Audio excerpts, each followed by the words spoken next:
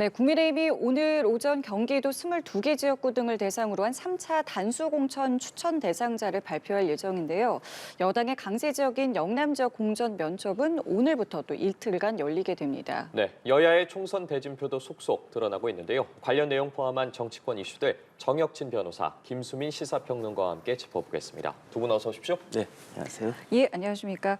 예, 국민의힘이 이제 잠시 뒤에 3차 단수공천 추천 대상자를 이제 발표하게 됩니다. 그에 앞서서 어제는 이제 2차 단수공천 추천 대상자를 발표했는데 먼저 어제 이제 이 추천 대상자 발표에 대해서 개인적으로 좀 어떻게 보셨는지 먼저 좀 들을게요. 글쎄요, 여당에서 나름대로 좀 신경을 쓴 것이 아닌가. 단적으로 네. 지금 1차도 그렇고 어제도 그렇고 그 용산 출신 그 단수 공천 후보자가 그 단수 공천자가 예. 딱 한 명밖에 없지 않았습니까? 이런 부분들은 원래 이제 용산에서 많은 사람들이 출마할 것이다. 거기에 대해서 영향력이 있을 것이다. 이렇게 사람들이 생각을 했었는데 그런 생각들에 대해서 정반대의 결과가 나오고 있는 것이 아닌가. 물론 앞으로 공천 그 진행에 따라서 용산 출신들이 몇 명 더 그 공천이 되기는 할 것 같다는 생각은 드는데 어찌됐든지 간에 이런 시차를 두는 것 자체가 나름대로 그 타임테이블에 따라 가지고 신경을 쓰고 있다. 그런 인상을 받았습니다. 예, 어떤 포인트를 좀 보셨는지요? 일단 뭐 단수 공천이라고 했을 때는 당 지도부나 공천관리위원회 입장에서 별로 고민할 여지가 없다라고 하는 그런 인사들을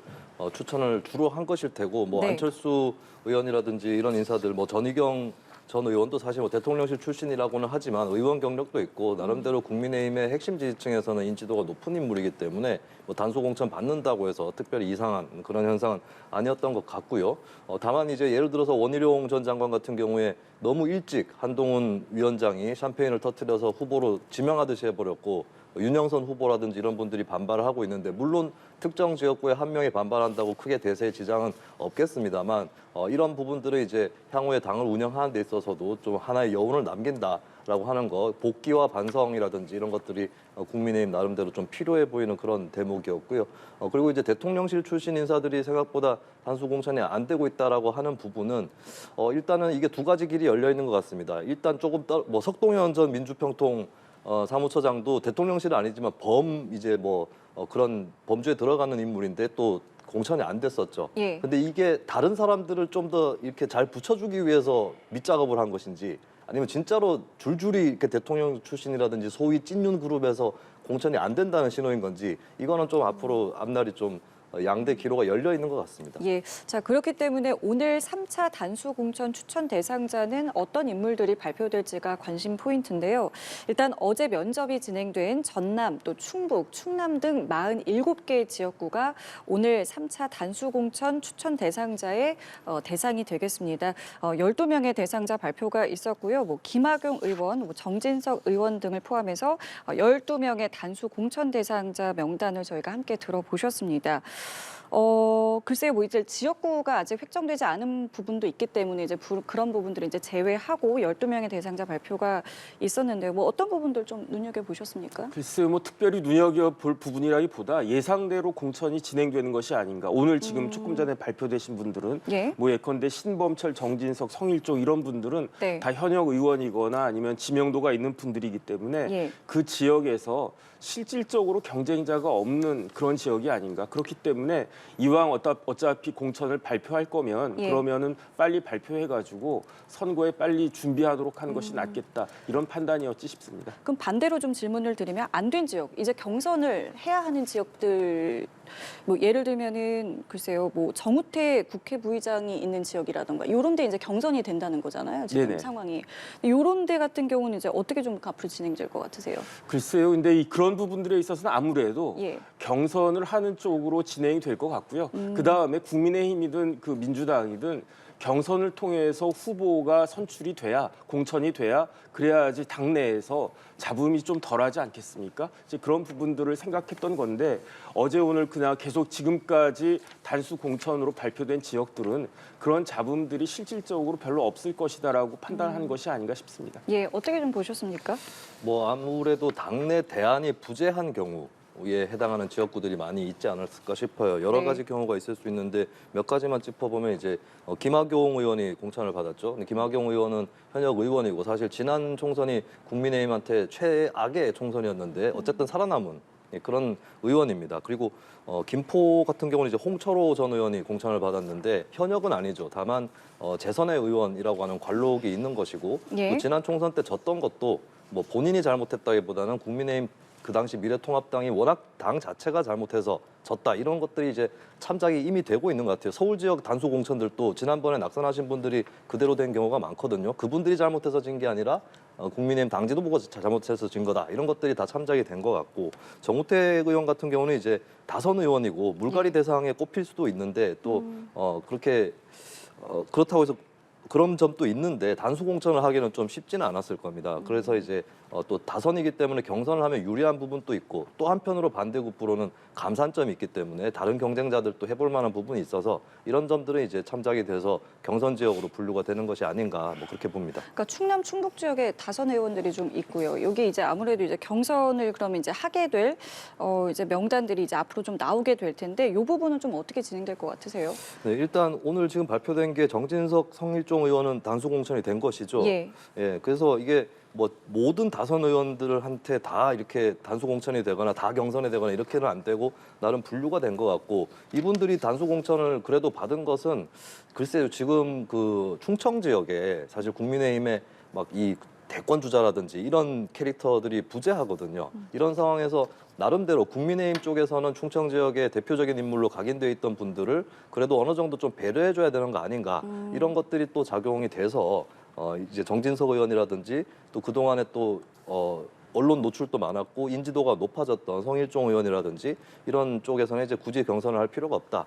일단은 여기까지는 보장을 해야 된다. 이런 것들이 작용을 한 것 같습니다. 이게 지금 브리핑을 하면서 이제 곧 또 면접하러 가야 된다라고 이제 바쁘게 발언을 했죠. 오늘은 세종과 대전 또 영남권 총선 후보자 면접을 이제 진행을 하게 되는데 어떤 부분들을 좀 눈여겨 보실 수 있으실까요? 그래도 역시 영남이 주목이 될 수밖에 없고요.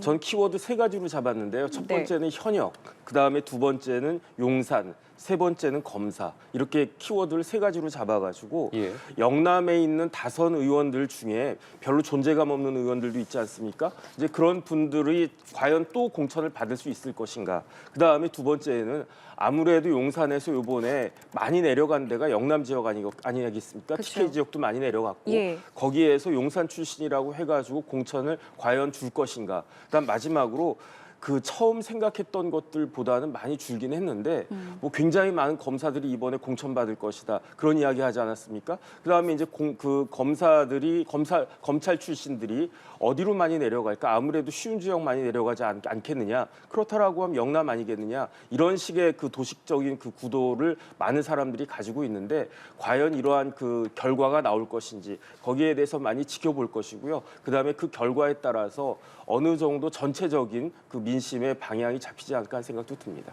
예. 최근 또 여당이 낙동강 벨트 중진 차출이 이어지지 않았습니까? 관련해서 야당 같은 경우에는 현역 의원들의 조기 단수 공천으로 맞불을 놨는데 현재 살펴보면 뭐 경남 양산을 같은 경우에 현역 김두관 의원이랑 김태우 의원이 맞붙을 것으로 예상이 되는데 여야의 낙동강 벨트의 앞으로의 전략은 어떻게 될 거라고 보세요? 네, 뭐 사실 앞으로의 전략이라기보단 지금 전략이 이미 다 나온 것 같아요. 민주당 입장에서는 현역 의원을 교체할 이유는 없고 왜냐하면 낙동강 벨트라고 해도 그래도 부산, 경남, 영남 지역이거든요. 그리고 국민의힘의 전통 지지층, 특히 고령층은 투표율이 높습니다. 민주당이 B급만 해도 지금 현역 의원들 떨어질 수도 있는 그런 지역이기 때문에 일단은 경쟁력을 어느 정도 입증을 해왔던 의원들을 그대로 공천하는 것이 바람직한 것일 수 있겠고 그리고 국민의힘에서 이렇게 차출을 하게 되면서 오히려 민주당 현역 의원들도 몸값이 올라갔어요. 거 봐라, 내가 얼마나 잘했으면 저쪽에서 선수를 바꾸겠느냐 이렇게 된 거거든요.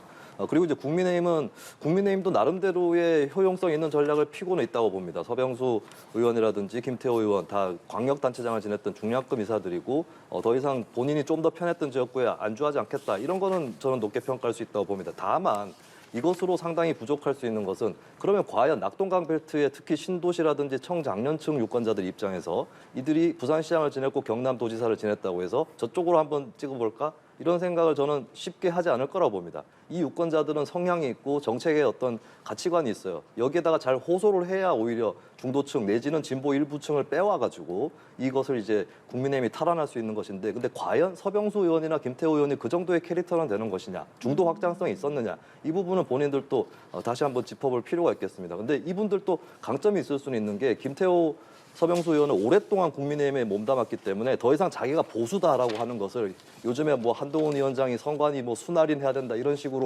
자꾸 인증을 하는데 김태호 의원이나 서병수 의원은 그럴 필요는 없는 분들이거든요. 그럼 오히려 어떤 노장으로서의 노련함으로 나 생각보다 그렇게 보수적이지 않아. 이 정도의 연출은 가능해야 되는 거고 무엇보다도 국민의힘 중앙에서 꼴 보수 이미지를 벗어나는 이 노력들을 해줘야 낙동강 벨트를 국민의힘에서 가져갈 수 있을 거다. 앞으로 첩첩 이렇게 산과 강들이 남아있다는 점을 또 같이 지적을 하겠습니다. 네, 이처럼 여야 단수공천 후보 발표가 이어지면서 이제 총선 대진표도 속속 완성이 되고 있습니다. 특히 어제 같은 경우에는 이번 총선의 최대 격전지 중 하나로 꼽히는 인천 계양을 지역에서 여당이 원희룡 전 장관의 단수공천을 발표를 했습니다. 네네. 이재명 대표와의 명룡대전이 성사될 가능성이 높아졌는데 이재명 대표가 계속해서 좀 지역구를 사수할 거라고 보십니까? 이재명 대표가 다른 데로 가는 것은 그야말로 상식에 반하는 거 아니겠습니까? 그런데 많은 사람들이 의심하는 게 이재명 대표가 그동안에 시건을 너무 많이 했어요. 양치기 소년보다도 더 많이 시건을 갖다가 했단 말이죠. 그러니까 그렇기 때문에 이번에도 또 다른 데로 가는 것이 아닌가 그런 걱정을 할 수밖에 없는 게 왜 그러냐면 원희룡 전 장관은 대장동 일타 강사라고 그랬잖아요. 그런데 여기에 한 명이 더 가세를 했어요. 그게 누구냐면 유동규 전 본부장인데 예. 원희룡 장관이 대장동 일타 강사라고 한다면 유동규 본부장은 대장동 저자치강이란 말이에요. 그러니까 이거는 선거를 떠나가지고 이재명 대표에게 굉장히 그 불리한 모습들이 연출될 것이다. 더군다나 만약에 유동규 그 본부장이 일정 수준 이상의 지지율을 얻어가지고 3자 간의 TV 토론이라도 하게 된다라고 하면 그거는 단순히 계양을을 떠나서 전체 선거판에도 큰 영향을 미칠 수도 있지 않을까? 저는 그런 생각도 들거든요. 그렇기 때문에 이재명 대표가 이런 부담스러운 선택을 끝까지 고수할 것인가? 더군다나 지금까지의 이재명 대표의 캐릭터에 비추어 봤을 때는 과연 명룡대전이라고 하는 것이 성사될 수 있을까? 그건 끝까지 가봐야 될 것이다. 이재명 대표에게 공천장이 뭐 셀프로 공천장이 되겠죠. 그게 수여되는 날까지는 잘 모르겠다는 게 제 개인적인 판단입니다. 어떻게 보세요? 이재명 대표가 성남시장에 관여했었던 성남시장실을 관여했었던 대장동 사업은 실패한 사업이죠. 윤리적으로도 문제가 있고 정책적으로 문제가 있습니다. 그런데 유동규 씨나 원희룡 전 장관이 과연 저격수인가? 이거는 굉장히 의문인 것이 유동규 씨는 사실 이 사업 구조상 성남 도계공이 끼어있기 때문에 배임에서는 이 수익 배분을 1차적으로 맡는 것이 성남시가 아니라 도계공이거든요. 그러면 본인의 배임이 이제 입증될 위기가 있는 것이고 그러면 이재명 대표로부터 어떤 뭐 위협이라든지 압박, 회유, 지시 이런 걸 받아가지고 수익 배분을 잘못하게 됐다라고 입증을 해내셔야 되는 상황이에요. 그러면 본인이 하셔야 될 것은 법정 투쟁에 올인하는 것입니다. 유동규 씨가 해야 될 일은. 근데 여기 나와서 이러시면은 더 불리해진다라고 하는 거고 그리고 원희룡 전 장관은 제가 대장동 일타 강사라고 도저히 믿을 수가 없는 게 지난 대선 때 고속도로에서 서류를 주워가지고 이거 이재명 시장이 결제한 서류다 막 흔드셨어요. 근데 그 서류는 언론 보도를 통해서 저 같은 사람들도 다 알던 서류였습니다. 저는 아직도 그게 미스테리가 안 풀리고 있거든요. 그렇기 때문에 이재명 대표를 저격하기 위해서는 더 분발해야 된다. 예, 오히려 이재명 대표를 더 살려주는 분들일 수도 있다. 저는 좀 그런 지적을 하겠습니다. 예. 자, 그렇다면 지금 민주당 상황 어떤지 좀 살펴볼게요. 이재명 대표가 새 술은 새 부대에 담겠다라면서 지금 굉장히 좀 공천 물갈이에 힘을 싣고 있습니다.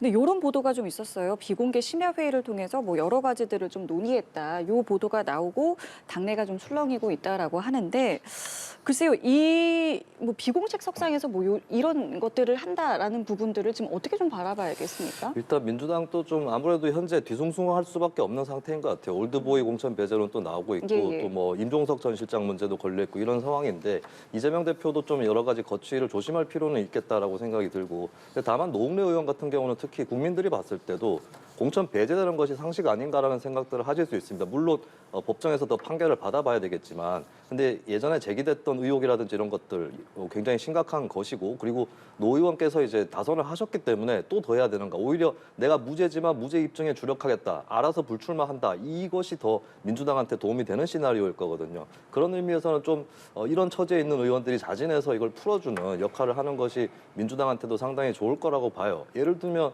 이건 좀 다른 사례긴 한데 더불어민주당 2016년에 정청래 의원이 컷오프가 됐는데 예. 여러 가지 동요 끝에 결국에는 승복을 하고 김종인 위원장, 자신을 잘라냈던 김종인 위원장 옆에 서서 같이 노래도 부르고 이런 모습들이 민주당의 승리를 이끌었습니다. 근데 그때 정청래 의원은 무슨 사법 리스크가 있던 건 아니었어요. 근데 노웅래 의원은 다른 상황이다. 이 점들은 오히려 좀 자진해서 먼저 고민을 했었어야 이렇게 뭐 심야의 회의가 열리고 했다라는 것이 동아일보 단독으로 나오고 해서 뒤숭숭해지는 이런 사태를 스스로 막을 수 있었던 게 아닌가.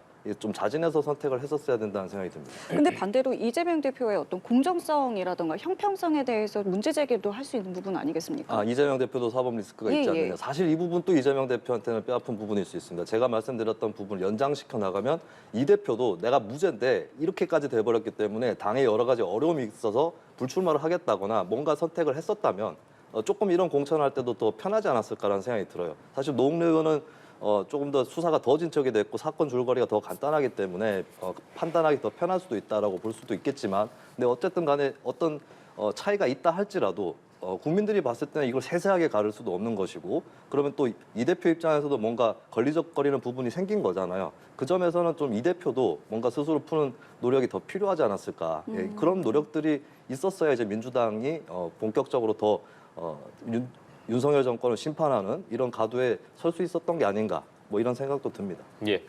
이처럼 의원들의 이 사법 리스크가 민주당 공천의 내관이 되는 것 아니냐는 이야기가 계속 나오고 있는데, 그러다 보니까 조금 전에 언급한 것처럼 역시나 사법 리스크를 안고 있는 이재명 대표와의 형평성 논란도 계속해서 불거지고 있습니다.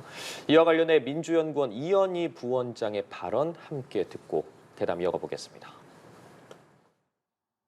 이재명 대표 같은 검찰이 그렇게 아무리 뒤져봐도 뭐 이런 하나 그 돈이 뭐 받았다는 이런 것은 없지 않습니까? 예. 근데 다른 의원들 같은 경우도 결국 이제 당무에서 정치 탄압으로 규정은 하긴 했지만, 예를 들어서 뭐 양복은 받았다고 인정이 되고 있고, 그다음에 후원금으로 이제 받았다, 뭐 이런 부분들이 이제 나오고 있기 때문에 당으로서는 그 부분에 대해서 고심을 안 할 수가 없는 것이죠.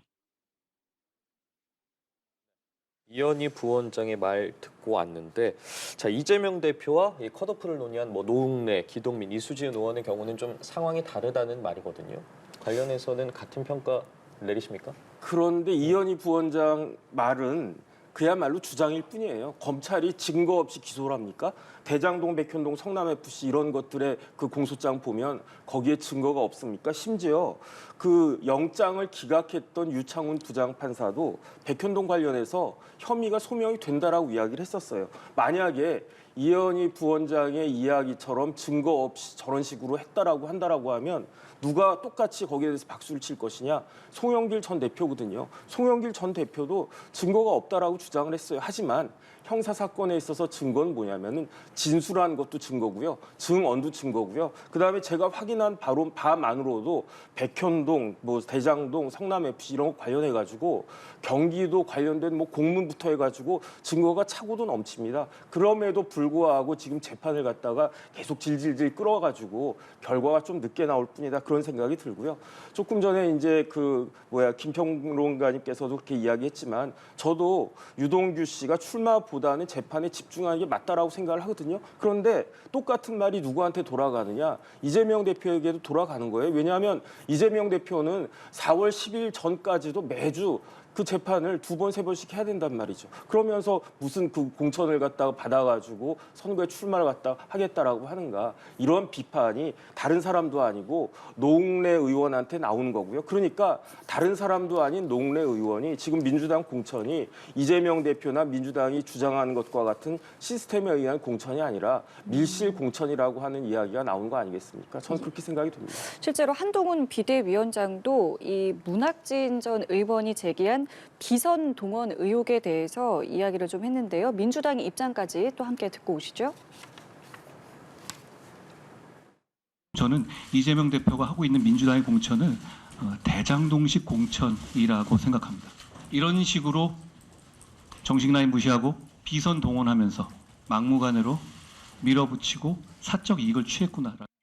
이재명 대표의 권위는 한동훈 위원장이 망상처럼 늘어놓는 비선 조직의 조사 결과가 아니라 당의 공식 조사 결과를 바탕으로 한 것입니다. 선거에 악용할 욕심에 기본적 사실 확인조차 없이 허위 사실을 늘어놓는 데 대해 사과하십시오. 근데 이런 생각도 해볼 수 있을 것 같아요. 이재명 대표가 이렇게 총대를 메고 그야말로 이게 지금 어떤 뭐 공천의 교통 정리를 직접 나서는 게 이게 배려인 것인지 아니면 이게 지금 오히려 지금 후폭풍을 더 낳는 것인지 이 부분부터 좀 생각해 볼 수 있을 것 같아요. 이재명 대표가 문학진 전 의원한테 전화를 했던 거는 이제 이재명 대표 입장에서 봤을 때는 배려선이라고 봤을 거예요. 왜냐하면 두 사람이 잘 아는 사이입니다. 문학진 전 의원이 이재명 대표가 그렇게 유력하지 않은 대선 주자 2017년 때부터 지지를 했던 사이이기 때문에 그래서 이제 본인이 좀 직접 얘기해서 달래야겠다고 생각을 했던 것 같은데 근데 이제 정치에서 중요한 거는 의도보다는 객관적으로 이게 어떻게 비춰지는지 또 남들에게 어떻게 인식되는지 실제로 어떤 결과를 불러일으키는지 여기에 대한 책임 윤리거든요. 그런 의미에서는 이재명 대표가 조심했었어야 되는 부분이다라고 생각을 하고요. 근데 이제 한동훈 위원장이 얘기하는 비선 동원은 이게 실체가 무엇을 가리키는지 잘 모르겠어요. 혹시 김어준 씨라든지 이런 민주당 강성지층에서 여론조사 업체도 운영을 하고 방송에서 그 격전지, 당내 격전지죠. 여기 막 여론조사 보도를 하고 있거든요. 그 조직의 여론조사로 착각하신 건 아닌가. 한동훈 위원장이 선거 업무 때문에 굉장히 바쁘고 여러 가지 정보 속에 있을 것으로는 알고 있지만 이런 식으로 전혀 근거 없는 말을 해서는 안 된다라고 하는 거고. 근데 이 얘기는 처음에 네. 문학진 전 의원이 제기를 한 부분이잖아요. 그 여론조사가 이제 네. 당의 공식적인 게 아니다라는 이야기를 한 근데 거잖아요. 당에서 공식적인 거라고 반박을 했기 때문에 그럼 문학진 전 의원 또 그거를 다시 한번 돌아봐야 되지 않을까 싶어요. 이 부분은 뭐 진상 조사를 하면 나올 것인데 근데 한동훈 위원장이 뭐 정확하게 뭘 얘기하는 게 아니라 그냥 문 전 의원 말을 따서 이렇게 얘기를 했다면 그것도 굉장히 부주의한 것이었다라고 봅니다. 그리고 이제 거친 말이 오고 가고 세게 공격하는 거는 있을 수밖에 없다 치더라도 매사에 이렇게 뭐 대장동식 공천이다 이렇게 표현하는 거는 그럼 만약에 민주당에서 한동훈 위원장한테 고발 사주식 공천이다 이렇게 얘기를 하면 기분이 좋겠습니까? 그래서 이런 말들을 너무 자주 하셨어요. 한 번씩 쳤으면 모르겠습니다. 그것도 파워가 있을 수 있어요. 근데 너무 자주 하셨기 때문에 좀 이런 거는 좀 자중하실 필요가 있다고 생각합니다. 자제해야 된다고 말씀하셨는데요. 근데 이런 이야기가 뭐 국민의힘에서 주장한 게 아니잖아요. 노웅래 의원이 국민의힘 의원입니까? 문학진 전 의원이 국민의힘 의원입니까? 그러니까 그다음에 계속 시스템 이야기를 하는데 시스템이라고 하는 것은 모든 사람에게 동일한 기준이 적용돼야 되는 거잖아요. 그런데 진행되는 걸 보면은 왜 시스템 그 기준이 그때 다른가? 그다음에 그 시스템에 의해 가지고 도출되는 결과가 참 희한하게도 거의 100% 친명에게는 굉장히 유리하고 친문한테는 거의 그 사용 수준 같은 거 내리고 이런 이야기들이 나오니까 거기에 대해서 어떻게 믿겠는가 그런 이야기가 내부에서 나오는 것이다. 거기에 대해서 반성하고 이걸 갖다가 시정할 생각을 해야지 그냥 무작정 아니다라고 주장을 하면 그러면은 그 국민들이 이런 부분들에 대해서 어떻게 평가할 것인지 거기에 대해서 생각해야 되지 않나 싶습니다. 그럼 정 변호사님 지금 말씀하신 것처럼 친명 주류가 좀 먼저 희생하는 모습을 보이는 게 어떻겠느냐 이런 부분에 대해서 화답을 좀 할 수 있을 거라고 보세요?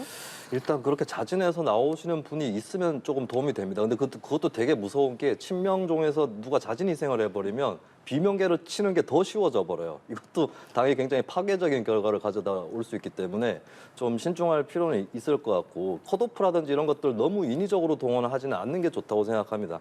당의 경선이라든지 이런 데 좀 맡길 필요는 있는 건데 근데 사실 지금 좀 분위기가 흉흉한 것은 이거는 국민의힘도 마찬가지가 될 겁니다. 국민의힘도 대통령실 인사들이 조금 밀려나는 것 같지만 이게 여론조사를 경선에 붙여버리면 사실 이 경선이 정확한 국민 경선이 아닙니다. 왜냐하면 여론조사 전화를 받으려고 혈안이 돼 있는 분들이 있어요. 그분들이 다 받습니다. 받아가지고 보면 결과를 확인해도 당심하고 민심에 별로 차이도 없고 이렇게 이 경향들이 있는 거거든요. 한 언론에서 정확하게 지적을 하셨던데 민주당에서는 친명이 그 이익을 보고 국민의힘에서는 친윤이 그 이익을 본다라고 하는 그런 우려가 이미 나오고 있는 그런 상황입니다. 이런 상황에서 이제 참 경선조차도 이렇게 좀 신빙성을 얻기 어려운 이게 좀 종합적으로 난관이 아닌가 뭐 그런 생각은 또 한편 드네요. 그럼 이것과 관련해서 이재명 대표가 좀 어떤 입장을 좀 정리해서 내놓을 필요가 있다고 좀 보세요? 누구는 되고 누구는 안 된다로 접근하면 안 됩니다. 당 대표자가 뭐 한동훈 위원장도 특정 주자 띄웠다가 난리 나는 거 보셨지 않습니까? 이 대표도 그것에서 배웠어야 되는데 그걸 이렇게 본인이 다 정리하려고 하면 안 되는 것이고 주로 이 주요 그 기본 원칙들을 얘기해야 되는 거죠. 그러니까 서로 공격을 하더라도 선을 넘지 말라라고 하든지 이런 부분들부터 차근차근히 밑바닥에서부터 특정 인물을 거명하기보다는 일반 원칙적인 부분들 이런 것들을 좀 제대로 챙겨 나가는 것이 당 대표자가 해야 될 일이 아닌가 싶습니다. 예, 여당 내 공천 상황도 좀 살펴보도록 하겠습니다. 7선 도전 의사를 밝혔던 김무성 전 의원이 공천 신청을 철회를 했습니다.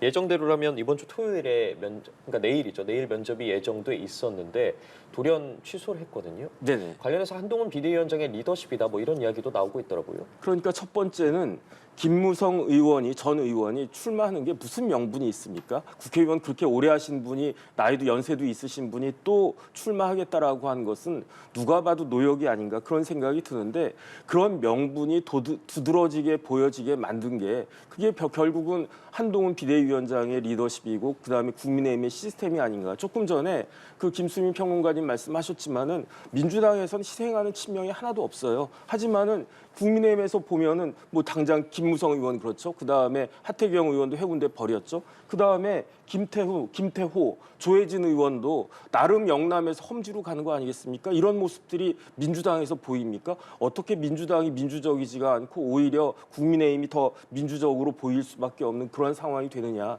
이 모든 것들의 원인의 정점에 누가 있느냐. 결국은 이재명 대표가 있다라고 생각할 수밖에 없고요. 국민의힘의 그 이미지가 굉장히 올드하고 보수적인 이미지잖아요. 하지만 이렇게 변화되는 것의 정점에 누가 있느냐. 마찬가지로 한동훈 비대위원장이 있는 것이 아니냐. 그러니까 아무리 민주당에서 윤석열 대 이재명의 프레임으로 가져가려고 해도 일반 국민들 입장에서 보면 그 프레임이 한동훈 대 이재명으로 지금 자꾸 가고 있고 그 결과가 정당의 지지율 뭐 그다음에 여러 가지 지표로 여론조사 지표로 나타나고 있는 것이 아닌가 저는 그런 생각이 듭니다. 예, 이러한 흐름이 어쨌든 여야 막론하고 좀 올드보이 용태론에 어떤 영향을 줄지도 궁금해지는데 네. 민주당 같은 경우에는 뭐 정동영 전 의원도 아직 출마하지 굽히지 않고 있고 박지원 전 국정원장도 있지 않습니까?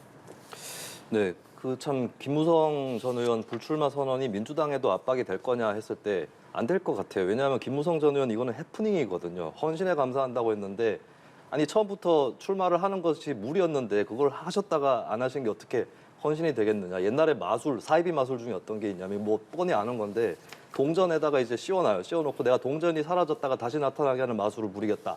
하고 나서 씌웁니다. 동전에다가 종이컵을 이렇게 씌우면은 사라졌다라고 우긴 다음에 다시 들추면서 다시 나타났다 이렇게 하는 거니까 사라진 적이 없는데 뭘 다시 나타납니까? 이게 어떻게 헌신이 되는 거예요? 애초부터 그런 일이 없었어야 되는 거 아닙니까? 얼마나 당의 상황이 만만해 보이면 김무성 전 의원이 나타났는가 이런 부분들 때문에 그렇게 울림은 크게는 없을 거예요. 한동훈 위원장도 그냥 약간의 안도를 섞어서 헌신에 감사하다고 한 것 같고 그래서 민주당한테는 큰 영향을 못 끼치는 것 같습니다. 근데 다만 민주당도 똑같이 보고 이제 배워야 될 것이 사실 이제 뭐 예를 들어서 뭐 박지원 전 원장이나 정동영 전 장관이 정치권에서 한때 활약을 했다라고 인정하시는 분들도 꽤 계실 겁니다. 근데 이분들이 지금도 필요한 거냐? 거기에 대해서는 고개를 다 저으실 거거든요. 그리고 호남이 지역구셨기 때문에 그래도 중앙 정치에서 활약을 했던 것은 지역구에서 쉽게 당선됐다라고 하는, 그러니까 마치 국민의힘의 TK 의원들과 같은 그런 시선으로 이제 민주당의 이들 올드보이 의원들을 사람들이 보는 거거든요. 그러면 이 즈음에서는 좀 내려놓으셔야 되는 게 아닌가. 사실 이제 워낙에 명망이 있는 분들이기 때문에 굳이 배지를 달지 않더라도 뭐 예를 들어서 뭐 강연을 다니신다든지 또 언론에도 출연을 하신다든지 이런 식으로 사회에 기여할 수 있는 길은 저는 아직 많이 남아있다고 생각합니다. 그런 부분에서는 내려놓는 것이 필요하다. 그게 민주당한테 도움이 될 거라고 봅니다. 예. 자, 이번에는 개혁신당 분위기도 좀 살펴볼게요. 이준석 개혁신당 공동대표가 뭐 류호정 전 의원이나 배복주 전 부대표 등과 좀 거리를 두는 듯한 발언을 내놨습니다. 그 통합된 어떤 개혁신당의 주도권이 이제 자신들에게 있다. 이 부분을 좀 강조를 하면서 좀 지지자들 지금 뭐 탈퇴하고 있는 이런 어떤 지지자들을 좀 반발하기 위한 듯한 그런 발언들을 좀 내놓고 있는데 이 발언이 글쎄요 좀 어떻게 들리셨는지 먼저 좀 여쭤볼게요. 글쎄요 당대표가 자기 당의 주요 인사에 대해서 할 이야기가 아니라고 저는 생각을 하는데 그럼에도 불구하고 이준석 대표가 저런 이야기를 할 수밖에 없는 상황이 지금 개혁신당의 그런 모습이 아닌가. 저는 굉장히 궁금한 게 과연 이준석 대표의 저런 이야기에 대해서 유호정 전 의원이나 그 배복주 씨나 이제 이런 분들이 어떤 반응을 내놓을지 그것도 굉장히 궁금하고요. 그것에 따라서 개혁신당의 그 또 내홍이 벌어질 수도 있는 것이 아닌가 그런 생각도 듭니다. 예, 말씀하신 것처럼 이게 지지자들에게 무언가를 설명하다가 오히려 지금 내용을 일으키는 게 아니겠느냐 이런 분석들이 좀 나오고 있어요. 네, 사실 예전에 김대중, 김종필 두 분이 손을 잡을 때 그 김대중 대통령 지지자 중에서는 불만을 갖고 있는 분들이 있었을 거예요. 근데 대놓고 김대중 대통령이 저기 자민련하고 김종필 총재는 세력이 우리한테 안 된다. 걱정하지 마라. 이렇게 얘기했습니까? 그렇지 않거든요. 당내 소수파예요. 류호정, 배복주 이 두 분은 당내 소수파임이 명확해 보입니다. 그러면 여유 있게 놔둬도 될 수도 있는 건데 굳이 왜 저렇게 쳐야 되는가 했을 때 제가 좀 궁금해가지고 이낙연 전 국무총리 팬덤이 있잖아요. 거기도 인터넷 커뮤니티라든지 거기를 찾아가 봤어요. 찾아가 봤더니 이낙연 팬덤 쪽은 이준석은 밉지만 연이 따라간다. 이렇게 정리가 되는 것 같더라고요. 근데 이준석 팬덤 쪽은 실망했다. 당 상납하냐 이렇게 되고 있어서 사실 이게 총선 끝나고 나서 당원이 어떻게 구성되느냐에 따라 당권이 오고 갈 수 있는 문제입니다. 그런 의미에서 좀 이준석 대표가 후달렸던 부분이 지금 나타나는 게 아닌가 이렇게 보여집니다. 그러면 어쨌든 무언가 화학적 결합은 해야 될 것이고 총선도 잘 치러야 될 거잖아요. 네. 앞으로 남은 시간 동안 어떻게 좀 정리될 것 같으세요? 근데 저는 우리나라 정당들이 기성정당들 특히 그랬는데 국민의힘 민주당 마찬가지고 다 자탕이에요 어차피. 그래서 이 당도 우리도 이제 선거를 위해서 뭉친 당이고 우리나라의 정당은 정당이 아니라 공천장 발급처예요. 예, 그 현실에 맞춰가지고 이분들도 움직인 거기 때문에 그리고 선거가 너무 급합니다. 예, 선거 이후의 것까지 내다보는 거는 너무 또 어려운 부분이고 해서 일단은 그냥 뭉쳐 계시지 않을까. 심지어는 류호정, 배복주 이 두 분 또 왜 정의당 탈당해서 여기 가셨는지 모르겠는데 참고 계시는 것 같아요. 예, 이게 우리나라 정치와 선거의 현실인 것 같습니다. 예, 알겠습니다. 오늘 두 분 말씀 여기까지 듣겠습니다. 지금까지 정혁진 변호사, 김수민 시사평론가와 함께했습니다. 말씀 고맙습니다. 감사합니다.